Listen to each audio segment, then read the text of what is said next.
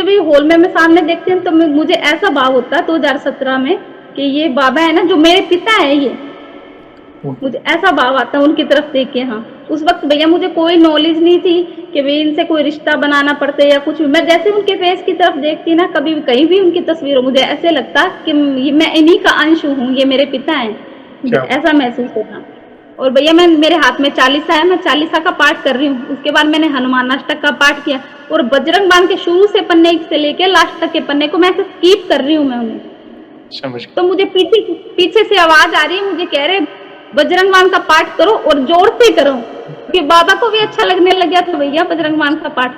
कोई जैसे हम सबको पता है कि कोई कहता है कि बजरंग बाण करना चाहिए तो कोई कहता है नहीं करना चाहिए। उसमें लिखा भी है, पाठ करे बजरंग बाण की, हनुमत रक्षा करे प्राण की। आप जब भी हनुमान जी को देखते हैं तो उन्हें अपना पिता मानते हैं, जैसे आपने शुरुआत जी में जी कहा। जी जी आपको जी। अंदर से इतना विश्वास है कि मैं उन्हीं का अंश हूं।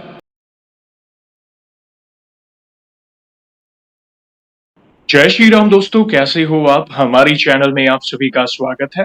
मैं हूं आपका दोस्त जयेश वाघेला, फाउंडर ऑफ धार्मिकस्टोरी.com एंड सीक्रेट मिस्ट्रीज। दोस्तों, आज मैं फिर से लौटा हूं एक और इंटरेस्टिंग वीडियो कॉल सेशन के साथ। हनुमान जी के भक्त ऑनलाइन है और उत्सुक हैं अपना अनुभव शेयर करने के लिए। और वीडियो में आगे बढ़ने से पहले आप सभी को बता दूं कि अगर आप भी हनुमान जी से जुड़े अपने अनुभव मुझसे इंस्टाग्राम वीडियो कॉल पर शेयर करना चाहते हैं तो इंस्टाग्राम की लिंक मैंने डिस्क्रिप्शन में दी है, उस पर क्लिक करें, मुझे फॉलो करें और मैसेज करें। मैं जल्द से जल्द आपसे जुड़ूंगा और वीडियो कॉल सेशन शेड्यूल करूंगा। और अगर आप ईमेल के माध्यम से अपने अनुभव शेयर करना चाहते हैं तो हमारा ईमेल आईडी है dharmikstory@gmail.com। तो चलिए आगे बढ़ते हैं आज के इस वीडियो कॉल सेशन में। नमस्कार बहन, जय श्री राम आपको। जय श्री राम भैया, कैसे हैं आप? प्रभु की कृपा से अच्छा हूँ, आप कैसे हैं? मैं भी प्रभु कृपा से अच्छी हूँ।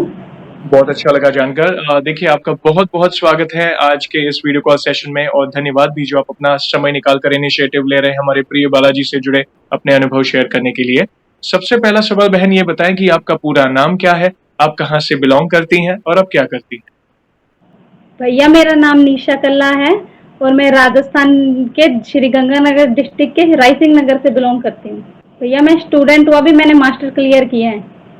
क्या बात है, बहुत बहुत बधाई आपको, प्रभु की कृपा आप पर बनी रहे। बहुत अच्छा लगा जानकर बहन, और हम बहुत उत्सुक हैं आपके अनुभव को जानने के लिए। और हम ज्यादा उत्सुक इसलिए होते हैं जब एक युवा जुड़ता है तो कहीं ना कहीं जो आज का युवा है वो उससे इंस्पायर होता है। आपके श्रीमुख से हम प्रभु की महिमा का गुणगान सुनना चाहेंगे। तो जैसे आपको बताइए, ये जो सेशन है हमारे प्रिय बालाजी से जुड़ा है, तो अगला सवाल उन्हीं से जुड़ा है। ये बताएं कि जीवन में सबसे पहले आप हनुमान जी से कब जुड़े, कैसे जुड़े, जीवन के किस मोड़ पर जुड़े, कौन से नित्य पाठ करते हैं, और शुरुआत की जर्नी के बाद जो भी आपके अनुभव रहे हैं जिसमें प्रभु ने कोई असंभव कार्य संभव किया हो या उनकी ऊर्जा महसूस की हो या कोई संकेत मिले हो, तो जो भी आपकी जर्नी है उसे आप डिटेल में साझा कर सकते हैं।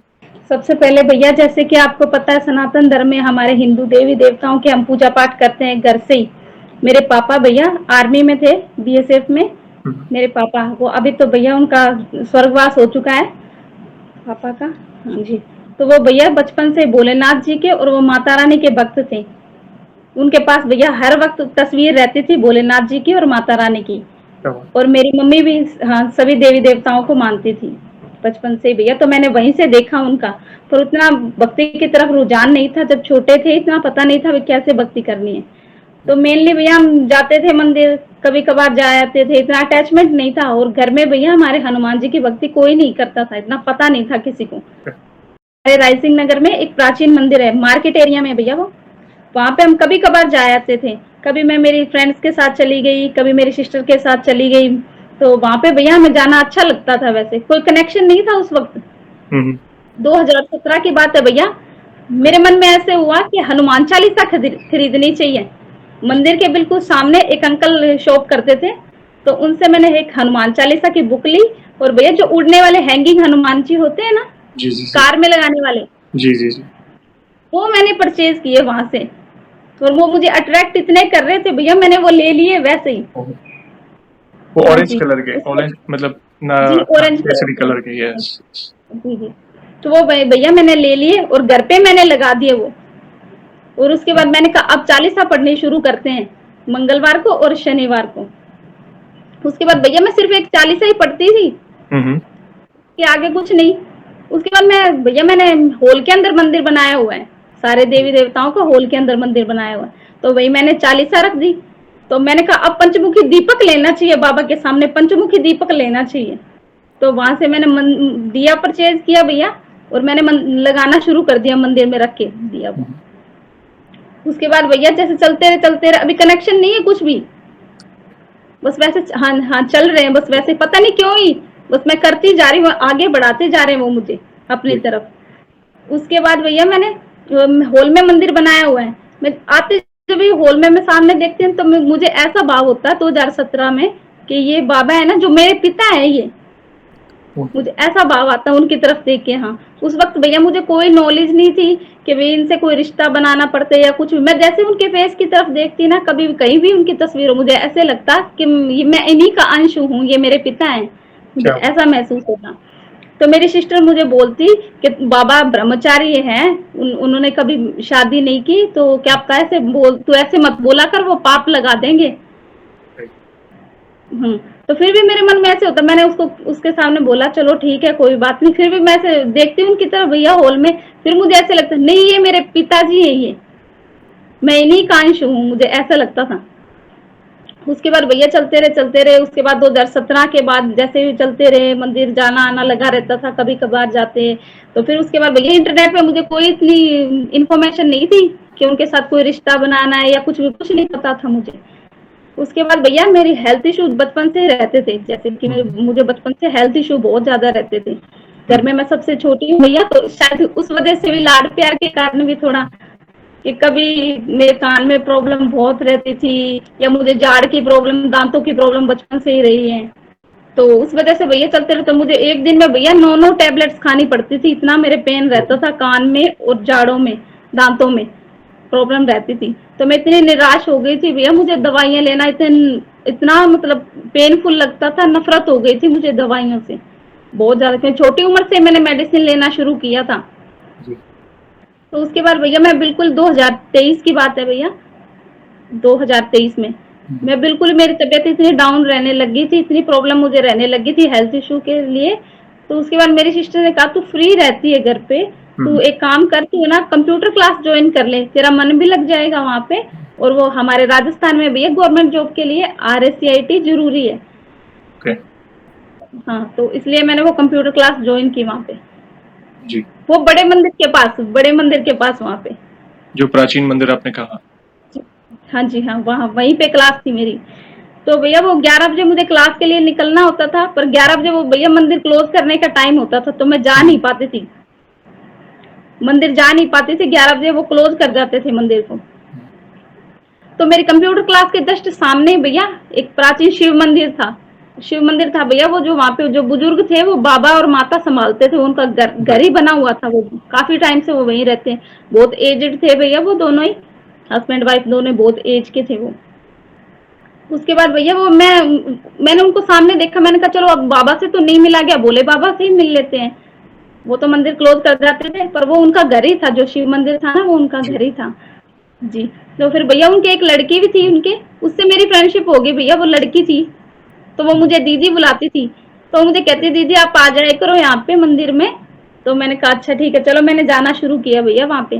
तो उसके बाद वो जो बाबा थे ना भैया वहाँ पे, जो सनातन धर्म के नाम से मंदिर था, उन्होंने निर्माण किया हुआ था वहाँ। तो वो मुझे पूछते कि आप इतने उदास क्यों रहते हो, आपके कोई हेल्थ प्रॉब्लम है आपके? भैया मेरे चेहरे का बिल्कुल ऐसे कहते हैं ना, चेहरे की चमक ही उड़ गई थी बिल्कुल उस वक्त।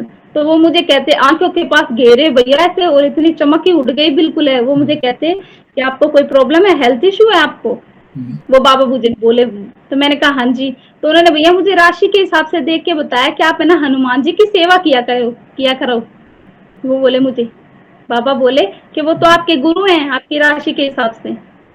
तो फिर मैंने उन बाबा को बताया कि मैंने कहा बाबा मैं तो हनुमान चालीसा का पाठ करती हूँ मंगलवार को और शनिवार को, तो मैं उनको पिता मानती, मैंने बताया उनको।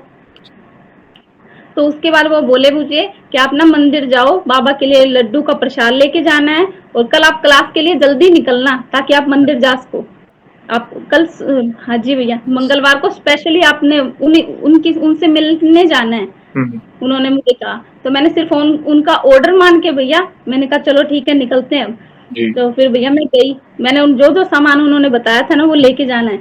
तो मैं मंदिर गई भैया। मैंने सबसे पहले तो बाबा के सामने, निराश तो मैं थी अंदर से कि मुझे हेल्थ इशू इतने रह रहे हैं, मेडिसिन से नफरत हो गई। उसके बाद मैं गई, मैंने पंडित जी को भैया वहां पे प्रसाद दिया, और जो भी सामग्री थी वो मैंने उनको उनके हाथ में दी। तो उन्होंने भैया मुझे क्या पूछा सीधे, मैंने मेरी उनसे आज तक कभी बात नहीं हुई है, तो उन्होंने मुझे कहा कि क्यों इतनी निराश है तू, ये बैठे ना बोले। क्या बात। उन्होंने ऐसे बोला। हाँ, कोई हमारी बात नहीं हुई कभी, मैंने उनको कुछ भी नहीं बताया। फिर उसके बाद भैया मैं इतना इमोशनल हो गई बाबा के सामने, और पंडित जी थे वहां पे, तो उन्होंने मुझे बताया भैया, मैं इतना मतलब मेरे आंखों से आंसू आने लग गए कि मैं इतनी परेशान, इतनी छोटी सी एज में। फिर मैंने सारी जो भी प्रॉब्लम चल रही थी लाइफ में, मैंने उनको सारी बताई। उसके बाद उन्होंने कहा हनुमान चालीसा का पाठ करना है, रोज करना है, शुरू से लेके हनुमान चालीसा से लेके हनुमान अष्टक, उसके बाद बजरंग बाण का भी पाठ पढ़ना है। उन्होंने मुझे मना नहीं किया बजरंग बाण का पाठ नहीं पढ़ना है। उसके बाद प्रभु की स्तुति करनी है और आरती करनी है बाबा की। तो वहां से भैया मेरे लाइफ में गोल्डन टाइम शुरू हुआ 2023 से। वहां से शुरुआत हुई, क्या बात है। अच्छा लगा जानकर। देखिए, पहला कदम आपने लिया। देखिए, मैं यही कहता हूँ, सबसे पहला कदम भारी होता है, मगर एक बार आप पहला कदम लोगे, फिर आगे का रास्ता प्रभु ही आपको बता देंगे। दुख हुआ जानकर आपके पिताजी के बारे में, मगर ऐसा समझिए कि आपके जीवन में भक्ति आपके माता पिता के द्वारा ही आई है। उनके द्वारा, ऐसा समझिए, विरासत में भक्ति मिली आपको। शिव जी और देवी माँ, वही हनुमान जी है, हम सभी को पता है। और शिव जी और देवी माँ ने ही, ऐसा समझिए कि आपको प्रेरणा दी है हनुमान जी की भक्ति के लिए, और कलयुग के सबसे जागृत देव है। और हम बहुत उत्सुक हैं आगे की जर्नी जानने के लिए, क्योंकि शुरुआती जर्नी काफी इंस्पिरेशनल रही है आपकी, मतलब किस तरह प्रभु से जुड़े। तो आगे की जर्नी प्लीज कंटिन्यू करें। जी भैया। उसके बाद भैया मैंने 2023 में मंदिर कंटिन्यू जाना शुरू किया। क्लास जाती, उससे पहले मैं घर से निकलती भैया, क्लास से पहले मैं मंदिर दर्शन करती, पहले बाबा के दर्शन करती भैया। मैंने 3 महीने कंटिन्यू बाबा का चरणामृत पाया है भैया।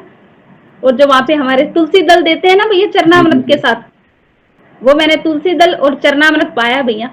क्या बात। धीरे धीरे भैया मेरे फेस की रंगत इतनी आने लगी, इतना ग्लो शाइनिंग आने लगी फेस पे, और कोई कह ही नहीं सकता कि इसने कभी दवाई भी खाई होगी और इसकी इतनी प्रॉब्लम थी कभी। पंडित जी खुद हैरान थे भैया, वो कहते बाबा ने कर दिया ना, मैंने कहा जी कर दिया।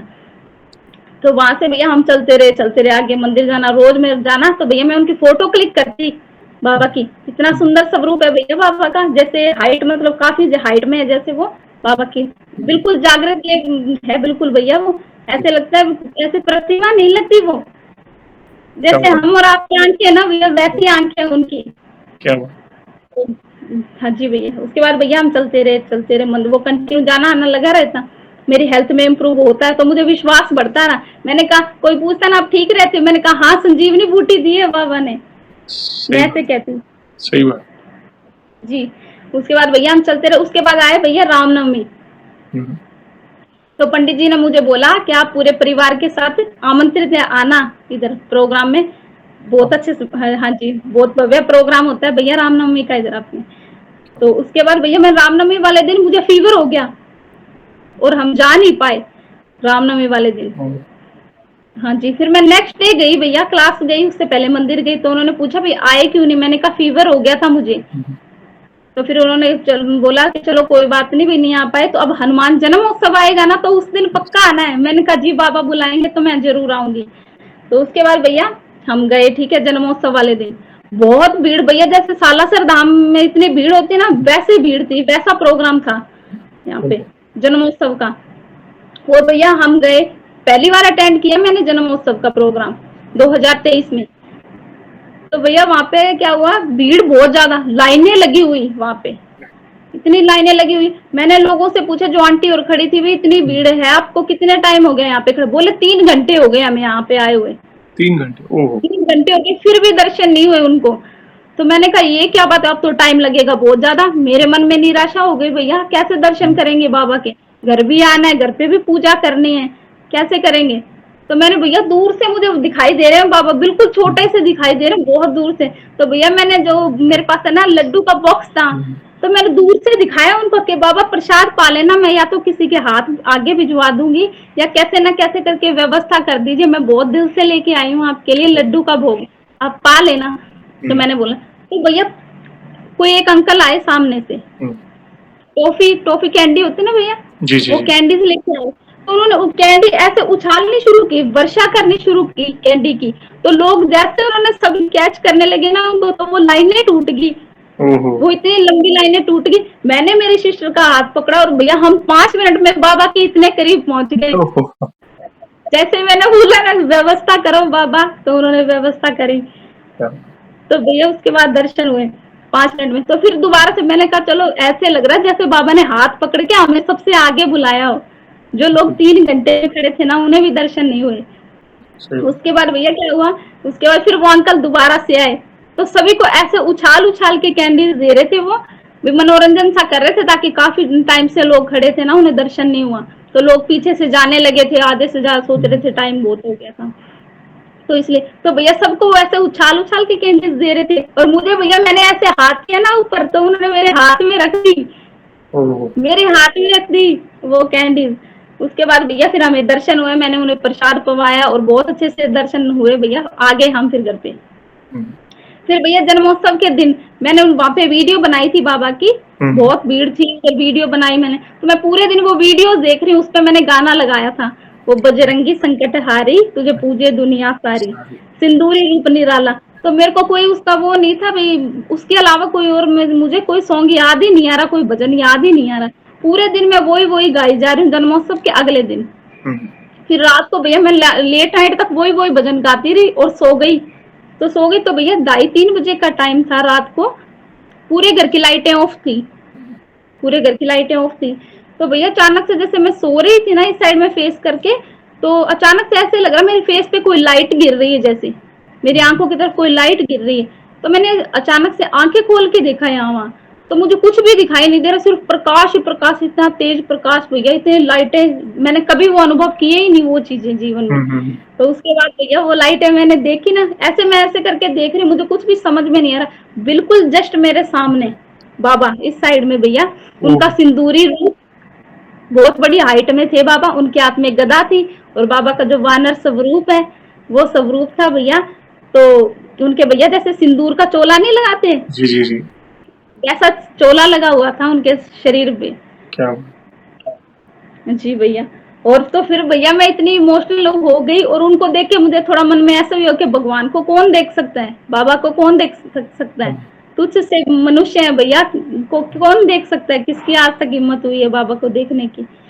तो उसके बाद भैया मैंने क्या नाम वो चद्दर डाल ली भैया फेस पे, डर के मारे।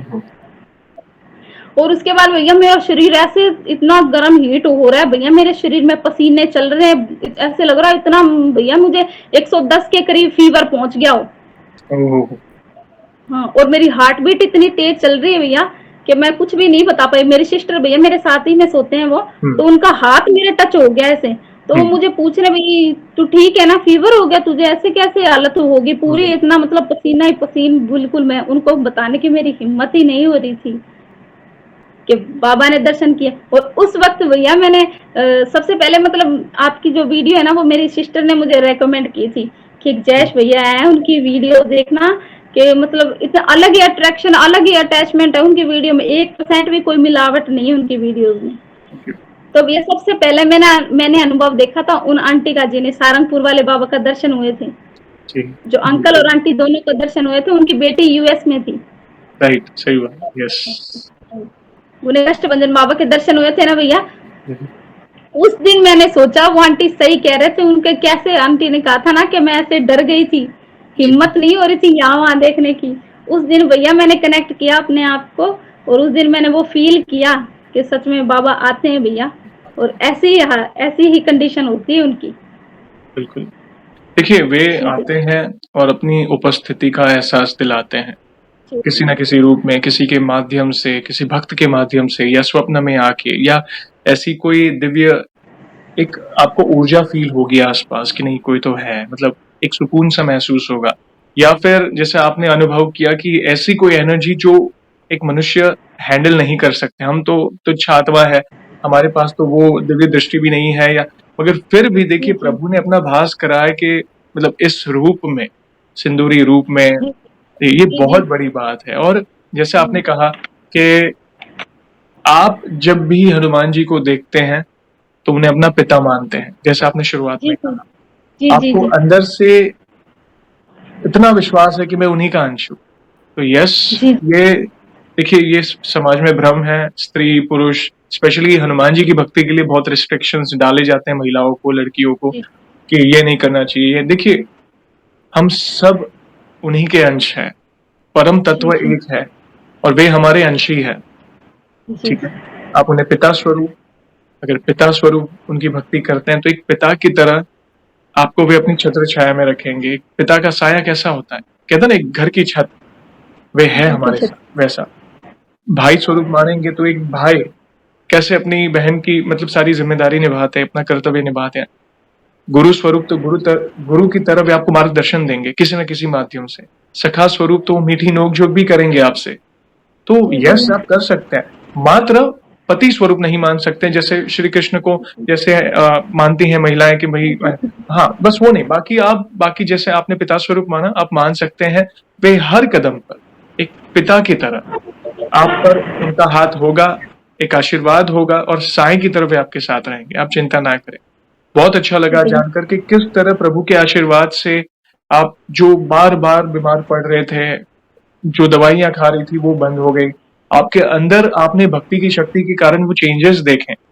मात्र चरणामृत और तुलसी दल से देखिए वो एक औषधि का कार्य कर गया, उसमें प्रभु का जी आशीर्वाद था, इसलिए आप ठीक हो पाए और दिन-ब-दिन वो विश्वास बढ़ता गया। मैंने कहा ना, शुरुआत में वो पहला कदम था, लेकिन प्रभु ही आपको कहीं न कहीं किसी के माध्यम से वो आगे बढ़ाएँगे और देखिए वन बाय वन आप कदम आगे बढ़ाते गए और प्रभु पर विश्वास आपका बढ़ता गया।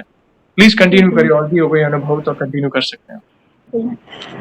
उसके बाद भैया कहते हैं ना कि संकट सिराने खड़ा होता है तो संकट हारी बचाता है। यस, सही बात है। जी। तो उसके बाद भैया जैसे हमारे पीछे घर के पीछे फॉरेस्ट एरिया है, थोड़ा हुँ, हुँ। थोड़ा जंगली सा एरिया है जैसे। जी, जी। पर वो मतलब जो एरिया जो हमारा घर है भैया वो पक्के बने हुए हैं बिल्कुल। जी। तो पीछे कोई होल होगा भैया, थोड़ा पीछे घर के पीछे थोड़ा छोटा सा होल। हुँ। तो एक बच्ची भैया 8-9 साल की बच्ची, वो उसने आके बताया मैं कि आपके घर के अंदर ना एक स्नेक जाता हुआ दिखा है मुझे। स्नेक ओह! भैया, सांप। साँप, ओहो! जी। तो उसने आके बताया। तो मैंने सोचा क्या तभी हो सकता है सच भी बोल रही हो और हुँ, हो सकता है बच्ची है, क्या आप ऐसे झूठ बोल रहे हैं, मजाक कर रही हो, कुछ भी हो सकता है। हुँ, हुँ, हुँ। तो कईयों ने तो भैया बिलीव नहीं किया उसकी बात पे, बच्ची के बात पे, पर फिर भी कहीं ना कहीं मन में ऐसे हो रहा था चलो एक बार देख लेते हैं। हुँ, हुँ। तो भैया हम सारे भैया और सारे हमने देखने की कोशिश की क्या सच में है या वहाँ पे नहीं। वो भैया हमें दिखा वहाँ पे, ओहो! घर के अंदर था, वो रियल में था हाँ, घर हाँ। पे, हमारे घर के अंदर भैया वो था। तो उस वक्त भैया हमने देखा कि इसको कैसे निकालें। कोई कह रहे इस पे पानी डालो, उसको बहुत पकड़ने की कोशिश की वहां से, पर वो नहीं आया। हुँ, उसके बाद भैया वो डर के मारे से वो छुप गया अंदर, वो हमसे भी डर रहा था वो, क्योंकि वो असहज महसूस करते हैं भैया वो, और जी, किसी को डर लग रहा था कि वो नुकसान ना पहुंचा दे किसी को। जी। तो भैया उसी दिन हम देखते रहे दोपहर हो गई, नहीं उनको पकड़ पाए भैया उसको। तो उसके बाद भैया क्या हुआ कि शाम के टाइम भैया मेरी दादी को जाना था, हुँ, कोटा जाना था भैया ट्रेन से। ओके। तो हम उनकी तैयारी में लग गए, उनका खाना बनाना या उनके कपड़े वगैरह रखने उसमें लग गए। तो कहीं ना कहीं मन में डर तो था भी, ये है इधर बैठा है घर में, कैसे निकालेंगे इसको। सही बाद में भैया थोड़ी देर बाद वो दादी को चढ़ाया है ट्रेन में, वो बिठा दिया उनको। उसके बाद वो दिखा नहीं, घर में दिखा नहीं वो। हमने सोचा क्या पता चला गया हो खुद से, जैसे आया था क्या पता वैसे ही चला गया हो, सही हमें पता ना लगे हो। उसके बाद क्या हुआ भैया कि अब मैं मंदिर में बैठने का टाइम हो गया भैया मेरा 7-7:30 बजे। हुँ, तो मैंने बाबा को बोला, मैंने कहा बाबा वो आया था जैसे सांप वो, पर वो आंखों के सामने जाता नहीं दिखा मुझे। मन के अंदर भ्रम सा हो रहा है क्या पता वो घर के अंदर ही है या कैसे, क्या हुआ, किसी को नुकसान ना पहुंचा दे या कुछ भी है ना, वो घर ना बना ले उधर। सही बात। ऐसे मन में होता गया। तो मैंने शाम को बोला, मैंने कहा बाबा मुझे आंखों के सामने जाता हुआ देखना है उसको, कि वो चला गया और मेरे मन में तसल्ली हो जाए। मैंने बोला बाबा को। तो नेक्स्ट डे हो गया भैया, वो कुछ नहीं दिखा। रात को लाइटें ऑफ करके सोते हैं, हुँ, हुँ। तो मन में डर था भी कहीं ना कहीं आना जाए इधर उधर। हाँ जी। तो उसके बाद क्या हुआ, हम देखते रहे बार बार रात को लाइटें ऑन कर करके भी वो दिखा या नहीं दिखा, पर वो नहीं दिखा भैया। नेक्स्ट डे भैया हमें किसी काम के से जाना था दोपहर में। हुँ, तो मैंने डॉक्यूमेंट्स की फाइल भैया गद्दे के नीचे रखी थी 2 दिन पहले ही, जी। कि जब जाएंगे वो तुरंत ही मिल जाए। हुँ, तो इसलिए मैंने गद्दे के नीचे रखी, बेड के गद्दे के नीचे। तो उससे पहले मेरी दादी का फोन आया, वो पूछ रहे हैं कि अभी मिला या वो पकड़ा गया क्या सांप, वही कोई डर की तो बात नहीं है। तो मैंने उनको वैसे ही बोल दिया, मैंने कहा टेंशन ना ले वो, ताकि इसलिए मैंने कहा उनको हाँ वो पकड़ा गया और छोड़े है उनको, दूर छोड़े है उसको, मैंने ऐसे बोल दिया उनको जी। तो उसके बाद भैया क्या हुआ, मैंने वैसे मेरी सिस्टर भैया वहाँ पे, वो मैंने कहा तू फाइल निकाल दे वहां से, फाइल निकालने के लिए गद्दा उसने उठाया ना भैया, वो जैसे नेक्स्ट डे की बात है दोपहर को, तो उन्होंने वो गद्दा ऐसे उठाया, वो भैया सांप बिल्कुल जहाँ पे मैं सिर रख के सोती हूँ ना, मेरे सिराने के नीचे, बिल्कुल गद्दे के नीचे ऐसे जलेबी बन के बैठा, बेड के गद्दे के नीचे जहाँ पे फाइल रखी हुई थी। तो ऐसे लग रहा था भैया, उसने देखा ना अचानक से ऐसे, तो वो दूर हट के उसने भैया को बताया, अब इसके नीचे बैठा वो सांप गद्दे के नीचे। अब भैया हम नहीं जानते कि वो रात से वहां पे बैठा है या सुबह के टाइम आके बैठा है या कुछ भी। फिर भैया वो बिल्कुल बेसुध हो रहा था, जैसे उसको भैया किसी ने ऐसे बोला हो कि तू कुछ भी किसी को नुकसान नहीं पहुंचाएगा। समझ गया। ऐसे लग रहा था उसका कंट्रोल बाबा औरों के हाथ में था। और भैया मेरे बेड के साथ ही में मैंने कान्हा जी का भी लगाया हुआ भैया सेटअप सारा, वो भैया रहते हैं सोते हैं वहीं पे बेड के इस साइड में, लड्डू गोपाल जी, वो मेरे पास 9 साल से हैं भैया लड्डू गोपाल जी मेरे पास। क्या हुआ? जी हाँ जी। तो उसके बाद भैया वो शाम, तो फिर मैंने भैया, फिर मेरे भैया ने पकड़ के उसको और मेरे आंखों के सामने छोड़ के आए उसको, और भैया वो एक हाथ जितना था, पूरे हैंड जितना। आपकी इच्छा थी ना, प्रभु से आपने प्रार्थना की कि जैसे शहरी जगह हो या हम गृहस्थ हैं तो ऐसे घर में आ जाए, तो ऑब्वियसली वो सांप तो बेचारा डरा हुआ था, क्योंकि उसे भी तो डर लगता है इंसानों से, मगर हमें भी डर लगता है कि भाई कहीं किसी को काट ना ले। मगर आपने प्रभु से प्रार्थना की कि प्रभु ऐसा ऐसा है, मगर उसे हमने जाते हुए नहीं देखा, तो मन में एक शंका होती है, डाउट होता है कि कहीं रात को ना आ जाए, जैसा आपने कहा। मगर देखिए प्रभु की लीला अपार है, मतलब आपने जो मांगा प्रभु ने आपको उस तरह आपके सामने पूरा सिनेरियो खड़ा कर दिया कि आंखों के सामने वो उसे आदेश मिल गया, ऐसा समझिए बजरंगबली से, कि वो चला जाए और किसी को हानि ना पहुंचे घर में। ये कितनी बड़ी बात है। और देखिए मुझे सबसे बड़ी बात आपके अनुभव में ये लगी कि आप सरल भक्ति कर रहे हैं। जैसे कुछ ही दिन पहले एक युवा बहन आए थे और उन्होंने भी यही कहा था कि मैं ऐसे भक्ति करती हूँ, ऐसे सरल। तो यही तो मैं समझाना चाहता हूँ, आप सरल भक्ति कर रहे हैं और सरल भक्ति से ही प्रभु प्रसन्न होते हैं।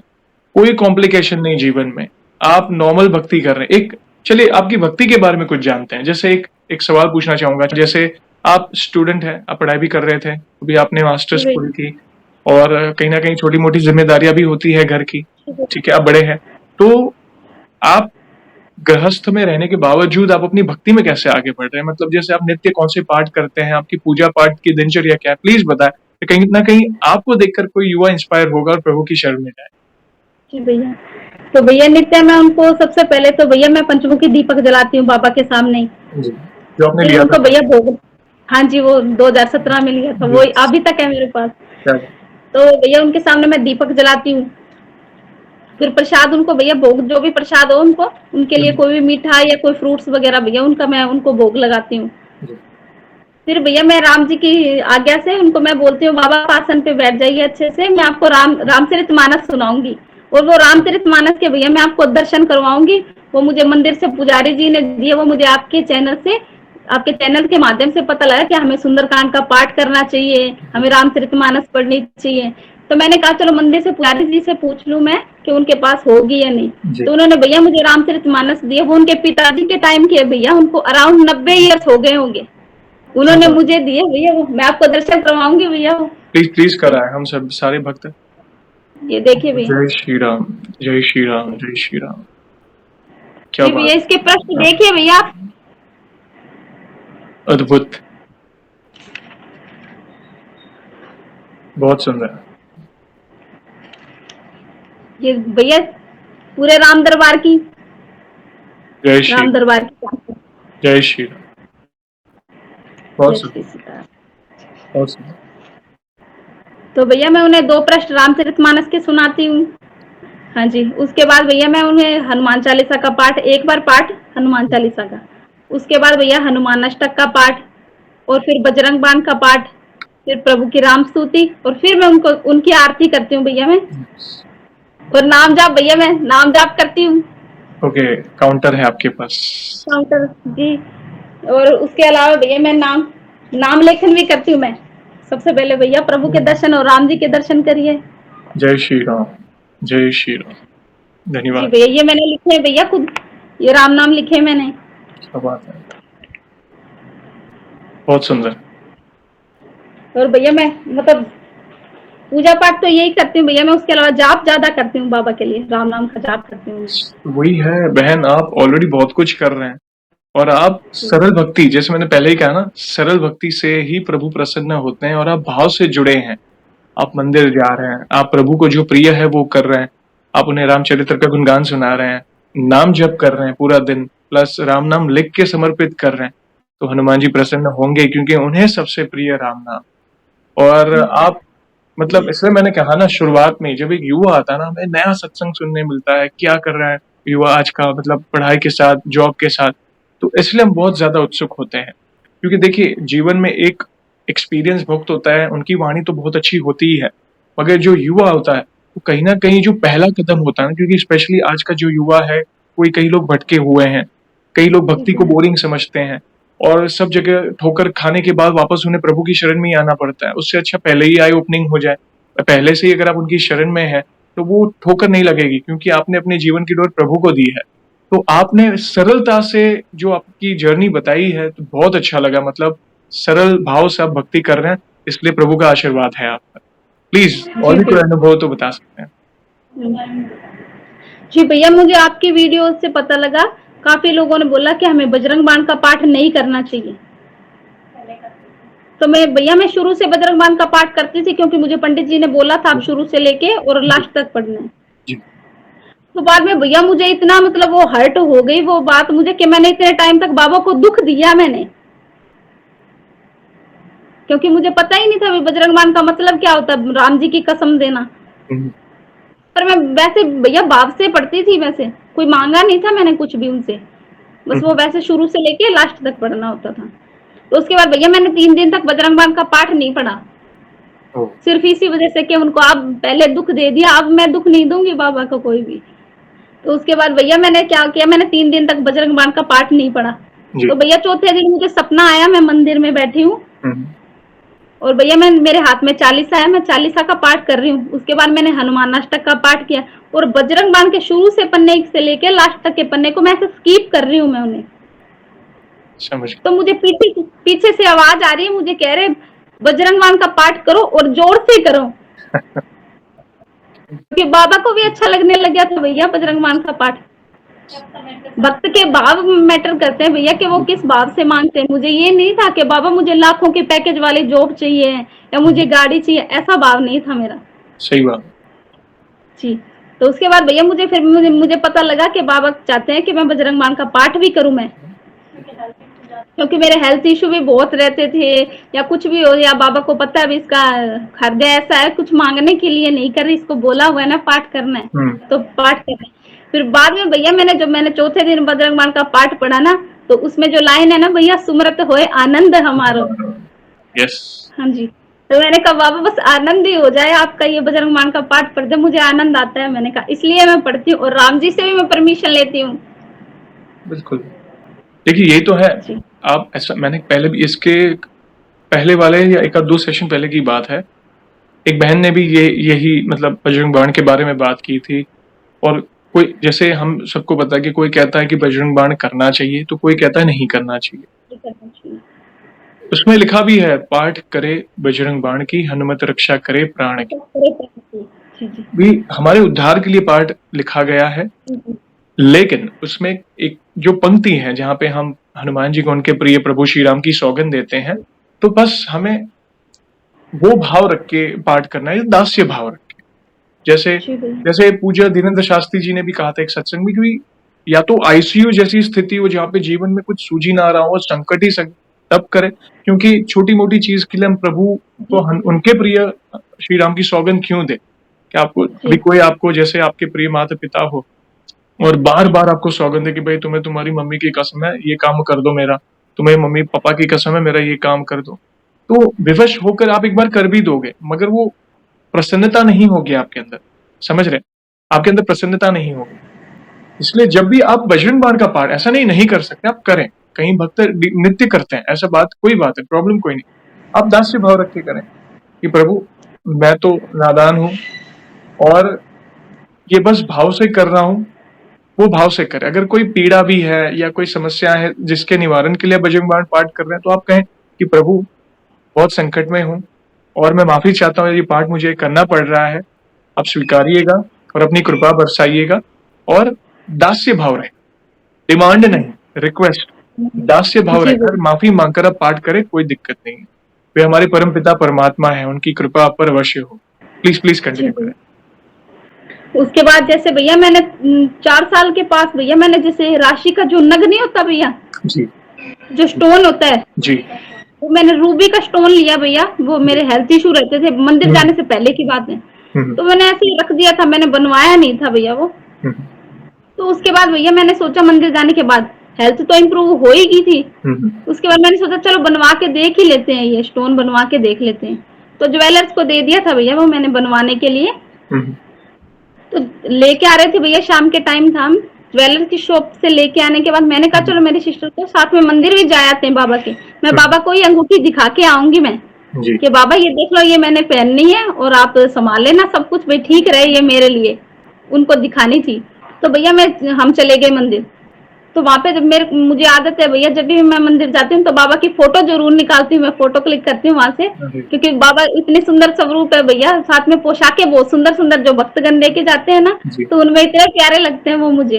हाँ जी, तो मैं भैया आपको फोटो भी शेयर करूँ, आप भक्तों को भी दर्शन करवाना। बिल्कुल बिल्कुल, प्लीज भेजिएगा, हम अवश्य शेयर करेंगे। जी, तो भैया वहां पे वो भीड़ बहुत ज्यादा थी भैया, मंगलवार का दिन था, शाम के समय आरती भी होनी थी।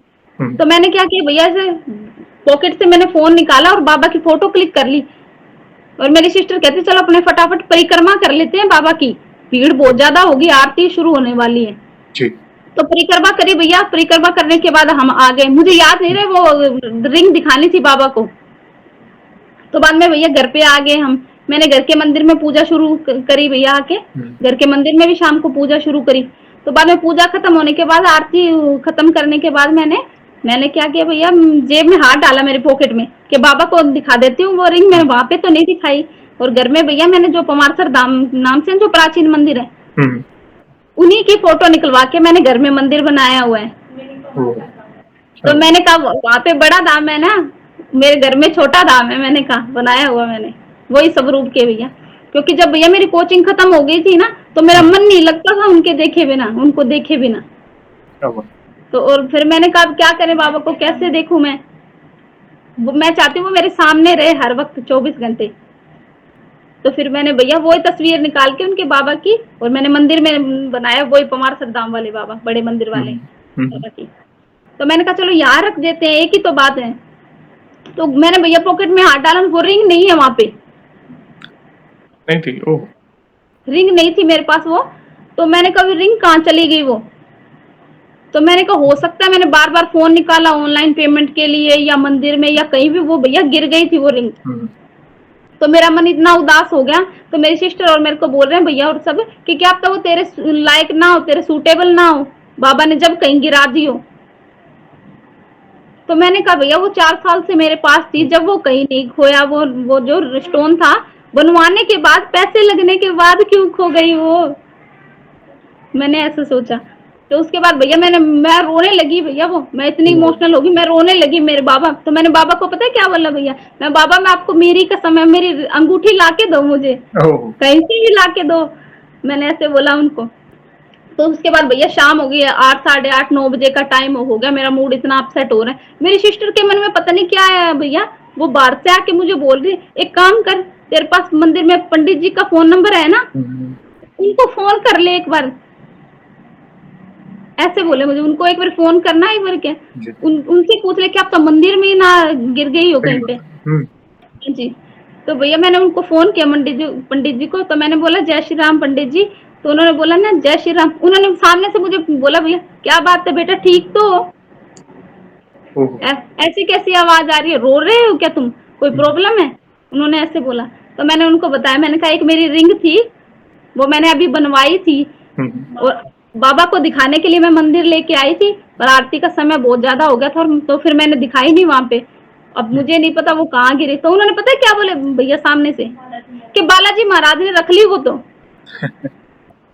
ऐसे बोले, वो तो बालाजी महाराज ने रख ली। मैंने कहा ऐसे कैसे हो सकता है, मैंने तो दिखाई नहीं, कैसे रख ली।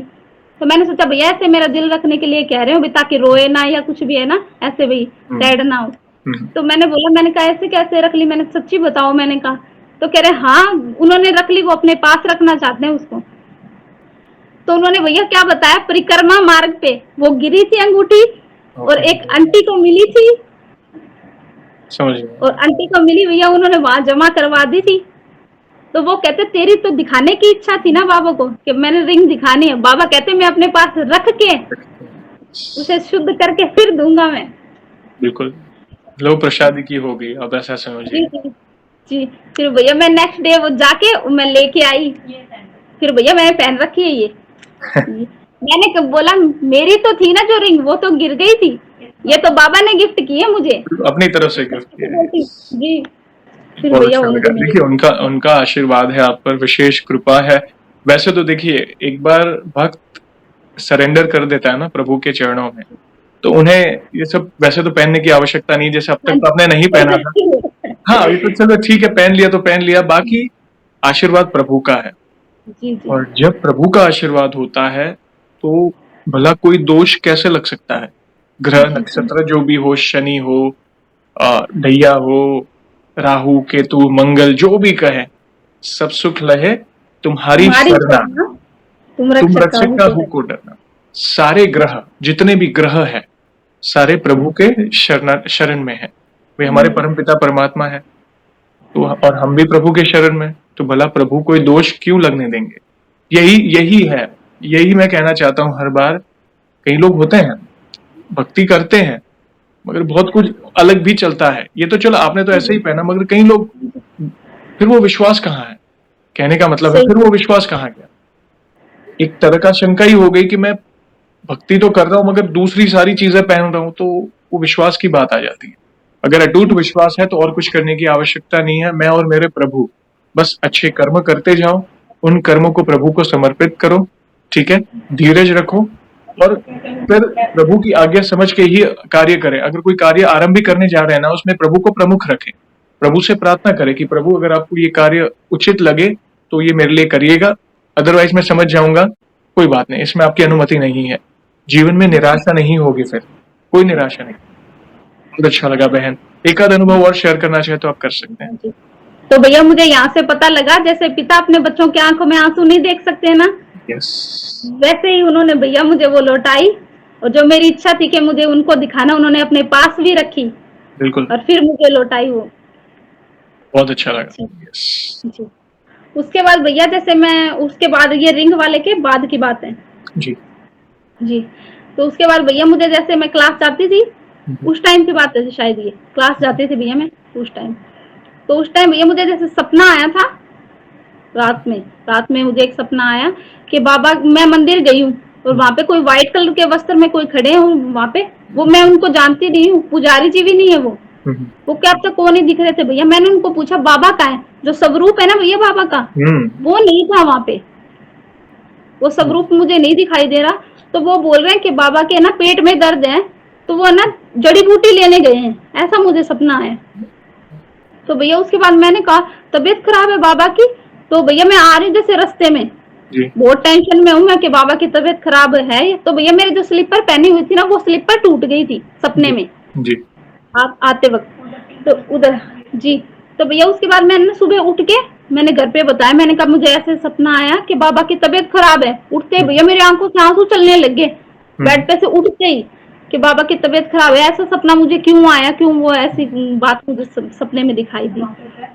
तो उसके बाद भैया मैंने फटाफट अपने स्वच्छ होके नहा धोकर, मैंने कहा मुझे मंदिर जाना, उनको देखना है एक बार। तो भैया मैंने जैसे वो चप्पलें पहने ना भैया, मैं चप्पलें पहन के छत पे ही गई हूँ ऊपर, तो मेरी वो स्लीपर टूट गई सच में। सुबह जो सपने में स्लीपर टूटी थी ना, वो हकीकत में स्लीपर टूट गई थी मेरी, जो घर पे नॉर्मल चप्पल पहनते भैया उठने के बाद वो। तो वो टूट गई। फिर मुझे धीरे धीरे और बेचैनी होती रही कि मेरा ये सपना सच तो नहीं होएगा, या बाबा की सच्ची में तो तबीयत ना खराब है। तो उसके बाद भैया जो मुझे पिंक कलर की पोशाक दिख रही थी ना सपने में, बाबा ने पिंक कलर की पोशाक पहनी, वो ऐसे भैया ऐसे समेट के नहीं रखी होती, समेट के रखी हुई थी कि बाबा इधर है नहीं, पर वो जड़ी बूटी लेने गए, उनके पेट में दर्द है। तो उसके बाद भैया मैं मार्केट से जाते हुए मैंने दुकान पे जाके भैया उनको बोला, शॉप वाले को, कि पेट दर्द होता है जब कोई चूरन नहीं देते, वो कोई चूरन वगैरह दे दो आप मुझे।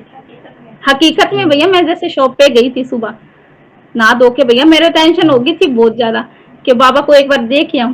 तो उन्होंने कहा जैसे वो हरड़ नहीं होती चूरन, वो होगी, पर वो तो कड़वी होगी। मैंने कहा कोई अजवाइन वाली कोई ऐसी चूरन दे दो कोई जिससे ठीक हो जाए। मैंने कहा कड़वी नहीं चाहिए ज्यादा।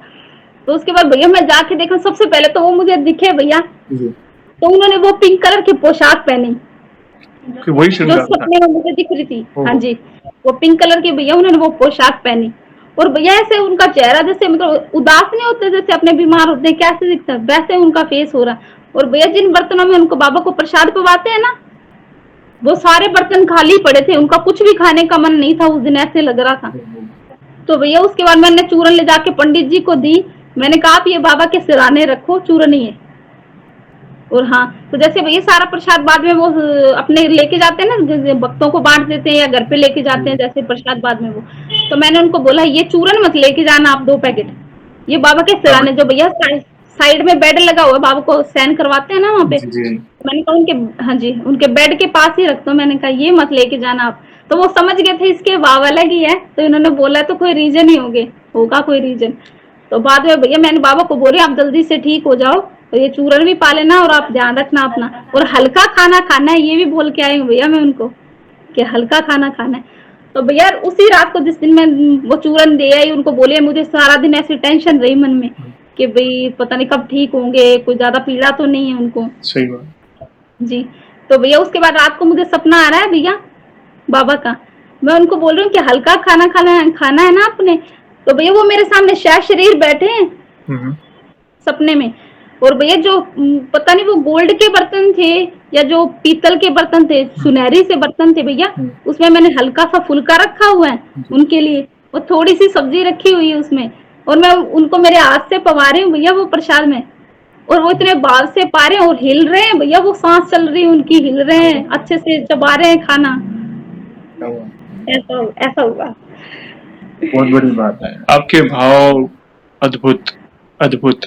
एक बेटी अपने पिता के लिए जो भाव होते हैं, देखिए कई बार जैसे पिछले अनुभव में एक बहन ने कहा था कि वे दुख में थे, वे बहुत रोए, और उन्होंने देखा कि प्रभु की मूरत से भी आंसू आने लगे साक्षात। तो प्रभु भी कभी अपने भक्त को दुखी नहीं देखते। तो वैसे ही आपको स्वप्न में ये भास हुआ कि प्रभु की सेहत ठीक नहीं है, सुबह उठे वही संकेत मिले, चप्पल टूटना, ये है वो, आप दौड़ के गए, चूरन लिया। देखिए अद्भुत भाव। नमन है आप जैसे युवाओं को जो इतने भाव से जुड़े हैं, बहुत भाव से जुड़े हैं। बहुत अच्छा लगा, बहुत, मेरे पास शब्द नहीं है बहन, ये कईयों के सवालों के जवाब है कि भाव क्या होते हैं। बहुत अच्छा लगा। आप पर विशेष कृपा है, आप प्रभु की छत्र छाया में है बहन। और भी कोई अनुभव तो आप शेयर कर सकते हैं बहन। जी भैया, तो भैया मंदिर में बैठे जैसे सभी भक्त ऐसे पूछते हैं ना आपकी वीडियोस में कि बाबा आप आ गए क्या, यहाँ पे बैठे हो क्या, कोई अनुभव करवाइए, कोई अपना आभास करवाइए। तो भैया मैंने उनको पूछा, ऐसे सामने बाबा बैठे हैं मेरे, वही पमार्थर धाम वाले बाबा सामने जो जिनकी तस्वीर लगी है बड़े मंदिर वाले। तो मैंने कहा बाबा को, बाबा आप बैठे हो ना यहीं पे, आ गए क्या, आसन पे बैठे हो क्या। तो मैंने उनको ऐसे पूछा, हाँ जी। तो भैया मैंने करी चालीसा, रामचरितमानस का पाठ सुनाया उनको, पूरी करी मैंने भैया चालीसा, और आरती करी।